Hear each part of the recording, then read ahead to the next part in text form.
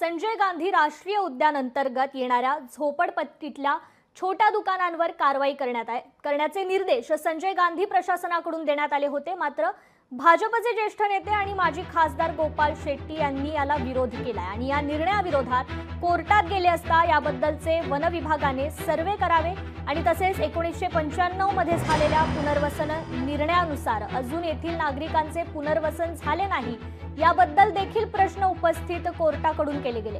दरम्यान हे सर्व प्रकरण गोपाल शेट्टींच्या प्रयत्नाने मार्गी लागल्याने केतकीपाडा, धारखडी, दामूर नगर सारख्या ठिकाणच्या नागरिकांनी गोपाल शेट्टींचे आभार मानत त्यांचे स्वागत केले आणि वन विभागातले नागरिकही आपले पुरावे कोर्टाकडे सादर करण्याकरिता तयार झाल्याचं समजतंय।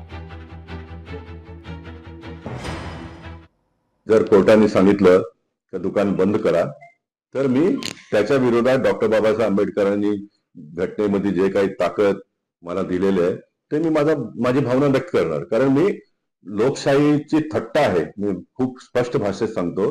हजारो माणसं राहतात, त्या हजारो माणसांना ज्या घरगुती वस्तू लागतात ते जर विकण्यासाठी कोण जर छोटा दुकान चालवत असेल तर जोपर्यंत स्थलांतरित होत नाही तोपर्यंत ते दुकान बंद करण्याचा आदेश येऊ नये, कोर्टाकडनं येणार नाही याचा मला पूर्ण विश्वास आहे। परंतु जर एखाद वेळे आला तरी मी त्याचा विरोध करणार। लोकशाही मराठी ऐका, पहा, जागरूक रहा।